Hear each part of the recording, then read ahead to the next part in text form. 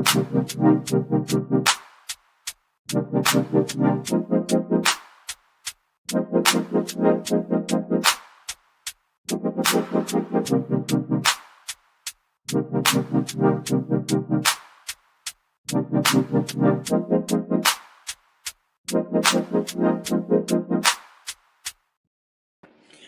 everybody. Welcome to the Kimberly Cloud Show. I am your host, Kimberly Cloud. So today we are going to dig right into mental health. I just wanted to discuss mental health in a different standpoint, from the Hollywood stigma to race to community.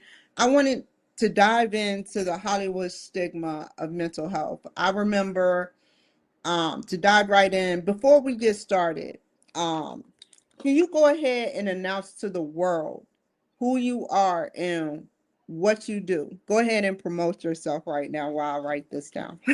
Hi, everyone. My name is Damaris Chanza, and I'm a writer. I'm an author of a poetry collection named Breath of a Fallen Angel that covers mental health and domestic violence in relationships. I'm also an entertainment journalist and a blogger.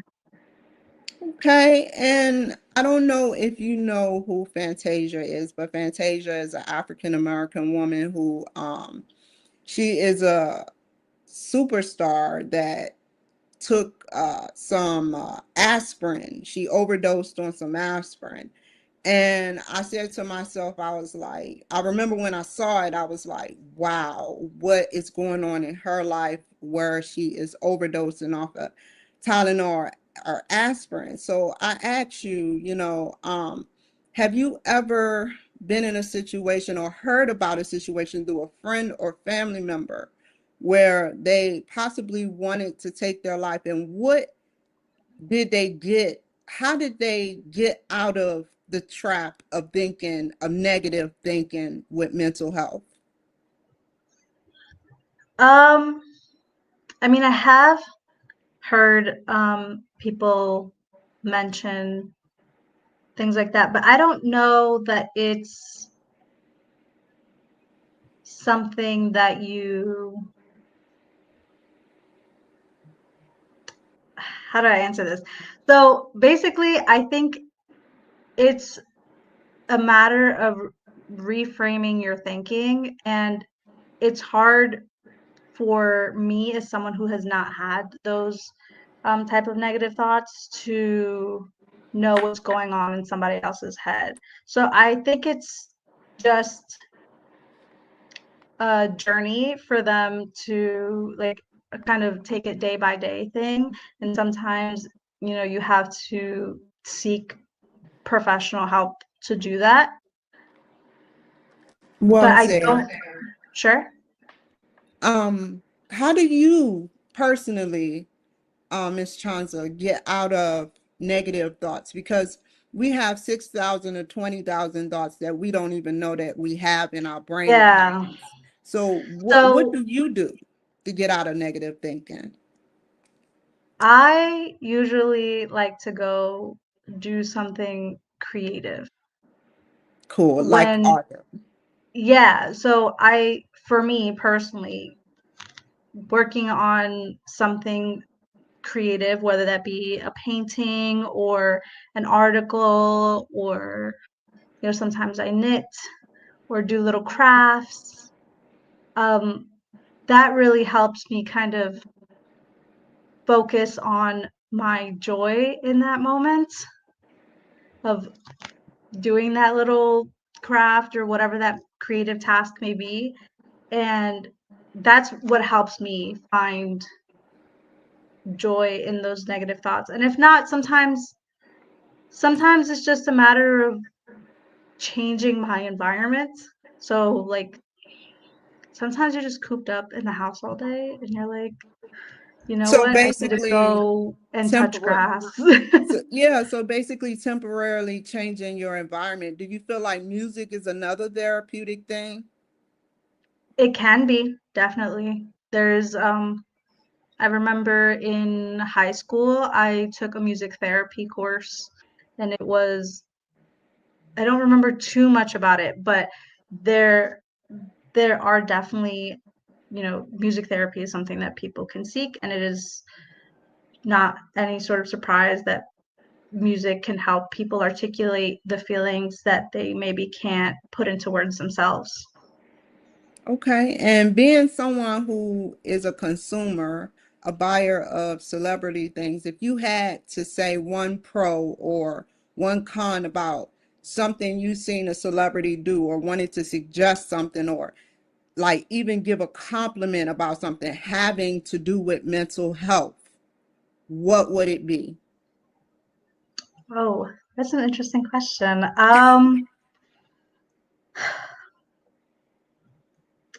In regards to mental health, I I think it's interesting when people go, or celebrities, I guess, if that's the specific topic, when celebrities find a way to go through whatever it is that they're going through, but also and do that in private, in the comfort of their home, because they're still human, they're still people, but Mhm. they do have this brand or celebrity persona, and I do think it's good when they find the balance of kind of letting the audience in and giving us the information that we feel that we're privy to because of social media and everything, and also kind of keeping their own emotions as private as they can. So I think it is a balance of finding how do you keep your private life private, but also know that your fans are expecting information from you. Well So I said. will compliment, there are some celebrities that I can't say for certain, obviously I don't know these people, but it does seem like they have accomplished that to the best of their ability. What's one star you, if you had to talk to that suffers from mental health, whether in whatever genre, that you want to bring up that you feel like maybe they need someone to, reach out and give them a suggestion about mental health? Maybe you can talk about, hey, look, like for instance, going back to Fantasia, like I feel like, next time she should have a more better support system and write down pros and cons or negative and positive things that can happen. How do you feel about that statement? I think it's hard for someone who doesn't live the lifestyle of a celebrity to judge their lifestyle. Solely because like you've seen it on social media, and especially with a lot of like child stars that are now adults, Mhm. saying like, there were all these people around me that I thought were my support system or were, my friends, and they kind of weren't. And it was because they were in this position of kind of stardom. And that's not even including the the the like paparazzi, going the schedule of being a star. A lot of us, we can go to work and come home and we're done. But, Beyonce can't turn off that she's Beyonce. If she, a lot of these celebrities, they say, well, I can't go grocery shopping anymore. I can't just, go shop at a store because it's physically impossible for me to do without being overrun by fans. And it's not like they're unappreciative of that, because they understand that the fans are what got them the life that they wanted financially or creatively. But there are cons that come with, stardom and celebrity. And I think, I'm not someone who's ever experienced that. And I guess a lot of people haven't really experienced what it means to be even a local celebrity, let alone a worldwide celebrity. So it's hard to say this is what you should have done and this is how you should have done it, or whatever it may be, without even knowing what they're really going through. Because I think there's a certain level of something that we just don't understand. Well said. Do you feel like we need to replenish or refresh our friend list, like every 3 to 6 months, evaluate our friends and see what is going on? Do you think that this is a suggestion or some sort of advice or encouragement advice to a celebrity to probably refresh and replenish friends based on what needs and things they're giving you, because it should be a 50-50 relationship? Because I see a lot of stars, that, like you said, have a problem with keeping friends, or their friends use them or abuse them. What are your thoughts? I think that can happen Yeah. to anybody, regardless of celebrity. I think it's just, we all seek friendship and community, and it's something that we all kind of thrive for. It's a human thing to want connection, whether it be familial or romantic or through friendship. So yeah, definitely you should evaluate friendships. I don't know how often or how regularly, but you should evaluate your circle and say, well, maybe these people are not maybe treating me the way I want to be treated, or maybe they are, or maybe I'm the one who needs to put more effort into the friendship. Maybe you're the one who needs to realize, like, this person is actually a really good friend to me and I don't treat them well. What interests you about the positive mental health symptoms of celebrities? What do you see celebrities doing in a positive light that you are interested and you enjoy watching them do, that encourages you? I think because of their platform, they are the ones who, if they speak about any sort of condition or any sort of, mental health issue, or become an advocate for it, they are then introducing these topics to a larger audience who can, learn about it or seek help if they need it, or maybe they see those things in themselves. So I do think that any celebrity who stands up and maybe talks about their own private mental health issues or, mental health journey, I think that's very brave of them to do because of the worldwide audience that there is.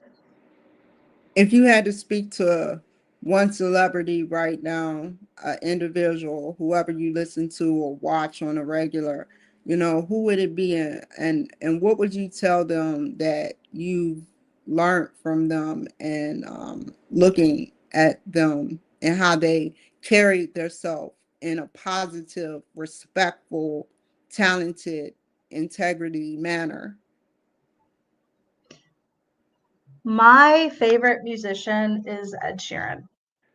Um, and what I love about him, not just in his music, but is that you don't know that much about him, only what he's willing to show.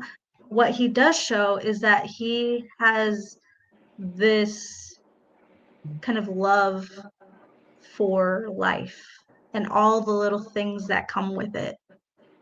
And he doesn't pretend to be kind of someone that he's not. He famously realized that he was spending so much time on his phone and not cultivating the relationships around him because he was on his phone so often. He got rid of it. And I think that's something that, like, I can't imagine getting rid of my phone. And there have to be tons of people who are trying to contact Ed Sheeran, and obviously he has the resources to do that with managers and whatever that structure may be, to have other people contact him through kind of a middle person. But I think that's really interesting in knowing that like he identified an issue and then solved it in a way that felt right for him. Same thing with Tom Holland, who Who is Tom Hollins and who is Ed Sheeran? I know who Ed Sheeran is, but just explain to the rest. so Ed Sheeran is a Grammy winning musician, probably best known for honestly a bunch of songs that like for some reason aren't coming to my head right now. But and then Tom Holland plays Spider-Man in the Marvel movies.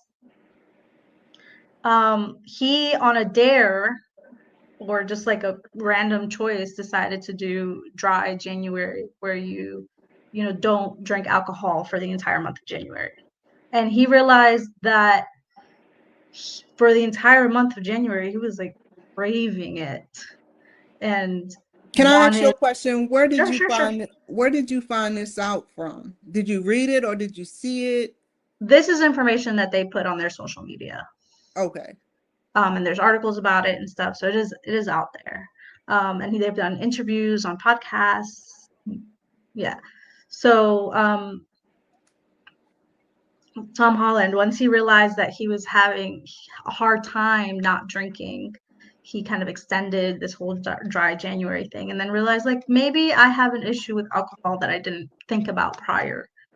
And before it became a bigger issue, he identified it, said, okay, then if I don't like how I'm reacting around alcohol and how much it's affecting me, then he went and addressed it and said, okay, well, then I'm just going to be sober.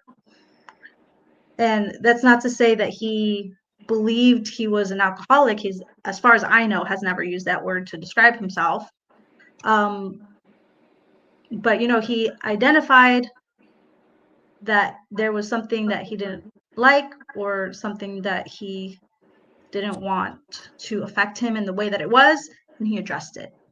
How has alcohol played a role in your community, not your culture, but your community? And what do y'all go, not y'all as in you being an alcoholic, but do you know people that go to alcohol AA or NA classes in your community? And how has that helped them if they do go? I wouldn't know if Okay. anyone's ever been to AA or NA or anything like that. I would have What no do idea. That's okay. What do Yeah, you well, I do mean, in it's meant your to be anonymous. That's fine. What do you do in your community that can help give a revolution to the mental health challenges in our lives or your community?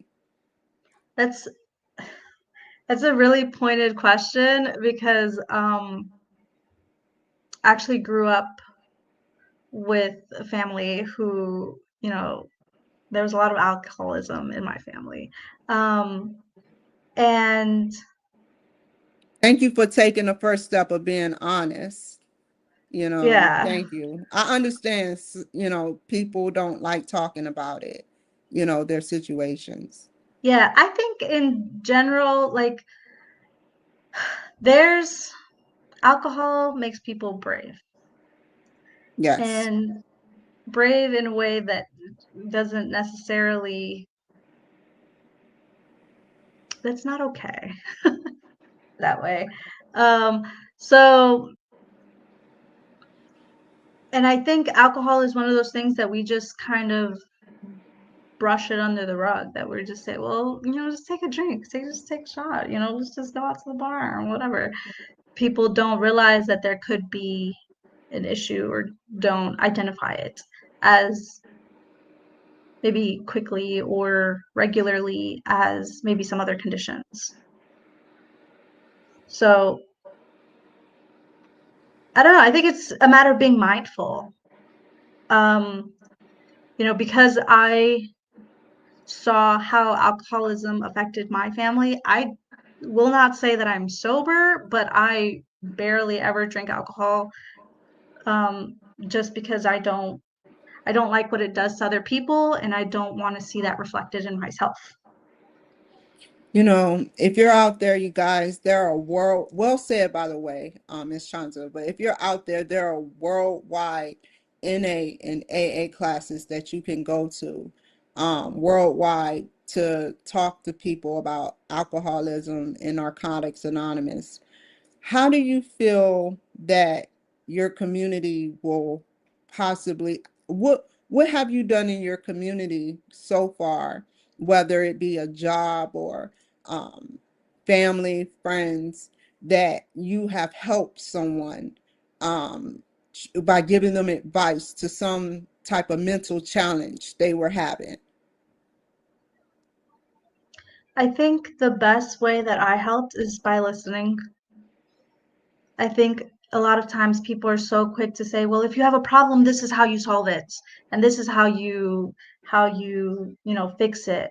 And I think, that's not always the solution. I think a lot of times people just want to be heard, and in in being heard, that is support to just listen to someone. And then if they have specific questions or ask you for any type of further support, then you can be there and be that support system for them, because you know that you're there to listen and not judge. Also, to piggyback off you, to write a plan, that is most important, to sit up there and write a plan. If you are going through something, let's say, you are depressed because you haven't built a relationship with your family member, write down a plan. If it's in the cards to be around your family, you'll be around your family. If it's not, it's not. But write down the pros and cons of being around your family and friends. you know um Sometimes we are too dependent on our family and friends. I feel like mental health is something that is a challenge that could be overcome by taking on the challenge and not running from it. um how do you feel about mental health? Well, when did you learn about mental health with a celebrity? And I'm going back to the celebrity, to community, but I'm going back to the celebrity because I want to know, in your world, when did you first, as a child, as a teenager, as an adult, started comparing mental health problems that exist within your realm to the mental health problems, and started correlating it to say, well, these mental health problems are kind of similar to what I'm going through. Like, for instance, like you said, Ed Sheeran, he was drinking, and you said you drink, but you don't overdo it. How do you solve those problems? Well, okay. It was Tom Holland who Oh, noticed this, sorry. yeah. Sorry, And Ed Sheeran. um yeah, I mean, I think it's easy to relate to media. I can't think of a specific person or time or anything that made me kind of realize, like, oh, this is in relation to me, or this is something that's I'm going through. I can't think of a specific moment that maybe started that, but I think it doesn't always have to be tied to a celebrity. I think that's kind of the one of the purposes of media in movies, TV shows, music, books, um, to kind of start those conversations of, you know, mental health, and in learning about these different, characters or what other people are going through, then you can kind of say, like, well, this relates to me, and this is maybe, maybe I didn't have the words to describe this, but now I do because I learned them from media. That was kind of the hope that I was going for when I wrote my book, in relation to domestic violence and the mental health issues that may come with that. Um, because I feel like that's a topic that's just not talked about enough. So in kind of writing the book, it's not a step-by-step guide for people to say, this is exactly what I'm going to do, and this is exactly, this book told me what to do. That's definitely not what it is, but it is something that I hope starts the conversation, whether it be someone who is going through what the woman in the book is going through. Maybe they can kind of reflect it onto themselves and say, oh wow, like I didn't realize that what was going on was as bad as it was. Or maybe it's for someone who maybe doesn't understand domestic violence and how that can alter your mentality in relationships or love. And so it can help build empathy for others who may be going through things that you've never been through, or you never totally understood. And write down your negative thoughts. If you are in a domestic violence situation, write down your negative thoughts, because obviously that person is dependent on you in a negative way. There's one way to be dependent on somebody in a positive way. Everything has a negative to it. So write down your negative thoughts and ask yourself why you have those negative thoughts. Everybody has them, but some people ignore them greater than others. So I hope that if you're out there and you have domestic violence going on, like she said, seek help, go to a domestic violence shelter, do things with friends, replenish your friends, or, find some type of support at a church, something that will get you within the community and doing the right things. If you are on alcohol, if you are on alcohol and you feel like alcohol is stable, or then fine, be stable. That's cool. If you feel like alcohol is kind of questionably stable, then sit up there and evaluate yourself. It takes nothing but a pen and a piece of paper to evaluate yourself. Some people don't even know who they are inside. So I just wanted to tell you guys, seek help. Don't be afraid to be dependent for a while. Don't be afraid to hear a no for a while. So where do you think you're going, Ms. Chanza, with mental health in the future? How are you going to continue to inspire yourself to continue to remain positive in your mental health journey? Like I said, when it comes to my personal mental health, I manage it with, spending time with the people that I know care about me, or sometimes it means just kind of loosening my schedule and giving myself time off, or, finding crafts and creative things for myself to do. That's how I manage it for myself. I also want to remain an advocate for mental health and keep the discussion going to ensure so that people know that there are others out there who, are hoping for that was badly phrased, who are there to find resources, because there are resources out there.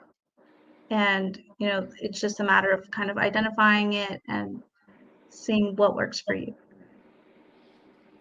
Ms. Damaris, before we end, I hope I said your name right. How can the people reach you? So you can visit my website. It's damarischanza.com. That's where you'll find more information about my new poetry collection, Breath of a Fallen Angel. You'll also find my blog, Discussions with Damaris, there. It focuses on diversity and representation in media. And you can follow me on Instagram, Facebook, TikTok. It's all under the same handle. It's at Damaris Chanza. Thank you. Stay on the line for just a couple more minutes. Thank you guys for joining my show today. I appreciate you guys. Take care, be safe, and I'll see you guys another time. Bye.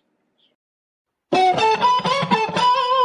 waste my time. You are I want.